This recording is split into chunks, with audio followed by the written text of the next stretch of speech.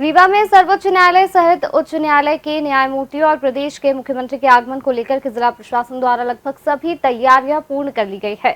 माननीयों की सुरक्षा के लिए संभाग भर से पुलिस बल के 45 राजपत्रित अधिकारियों को तैनात किया गया है, जो आगमन के लिए निर्धारित किए गए रूट सहित नए न्यायालय भवन और राजनिवास में वेस्टर्न थीम पर तैयार किए गए गेस्ट हाउस का जिम्मा संभालेंगे।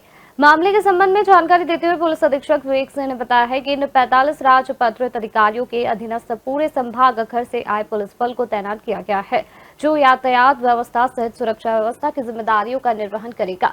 दूसरी ओर रविवार को ही आयोजित होने वाली नीट परीक्षा को लेकर भी पुलिस अधीक्षक ने एक रूट मैप तैयार किया है, जिसके तहत परीक्षार्थी सहित आम जनमानस निर्बाध रूप से अपने गंतव्य तक पहुंच सकेंगे। एसपी के मुताबिक सिरमौर रोड से शहर की तरफ आने वाली बसें रतहरा बाईपास से शहर में प्रवेश करेंगे। वहीं पुराना बस स्टैंड से सिरमौर रूट में जाने वाली बस है लाडली लक्ष्मी रोड होकर शॉर्किंग बाईपास से गुजरेगी। बहुत ही हर्ष की बात है कि रीवा जिले को दो बड़ी सौगातें मिल रही हैं। पहला है कि एक बहुत ही अत्याधुनिक कोर्ट बिल्डिंग मिल रही है, बड़ा परिसर है और उसका कल शुभारंभ रहेगा, उसका इनॉग्रेशन रहेगा, जिसमें माननीय सीएम साहब रहेंगे, डिप्टी सीएम साहब रहेंगे और माननीय सुप्रीम कोर्ट के जस्टिसेस रहेंगे, हाई कोर्ट के जस्टिसेस रहेंगे और अन्य कई सारे गणमान्य व्यक्तिगण और सभी लोग उसमें आएंगे।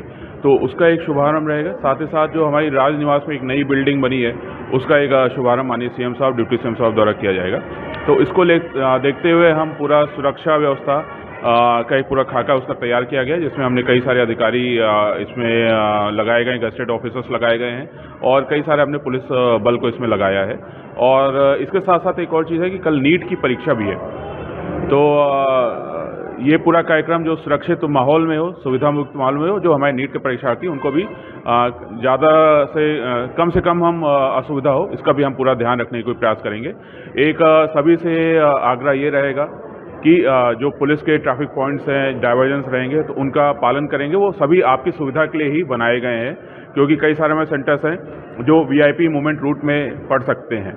तो इसके लिए हम लोग कई जगह पॉइंट्स लगाए गए हैं कि अगर किसी को जाना है तो इस पर्टिकुलर रूट का यूज़ कर सकते हैं या यहाँ जा सकते हैं। और अगर कहीं रुकना भी पड़ गया तो ज़्यादा हम कोशिश यही करेंगे कि बहुत कम देर तक वहाँ पे ट्रैफिक को रोका जाए और जैसे ही कोई वीआईपी पास हो जाए तो हम तत्काल उस ट्रैफिक को तुरंत स्टार्ट कर देंगे। सभी परीक्षार्थियों से और उनके परिजनों से निवेदन ये रहेगा कि थोड़ा सा समय से पहले निकल जाए, ताकि कहीं पे अगर उनको 5-10 मिनट रुकना पड़े तभी वो समय से वहाँ पहुँच जाएं। बाकी अगर किसी के पास कार्ड है या उसका परीक्षार्थी है, वो अपना कार्ड दिखाएगा तो हम कोशिश करेंगे कि उसको पहले उसको हम निकालने का प्रयास हमारे तरफ से रहेगा। और बाकी जो सुरक्षा है उसके लिए हम पूरी तैयारी कर रखे हैं। दोनों जगहों पे एडिशनल एसपी लेवल के ऑफिसर्स लगे हैं, इसके साथ साथ पूरे रूट पे एडिशनल एसपी ऑफिसर लगे हैं और साथ साथ करीब 600 का बल हमने लगाया है इसमें।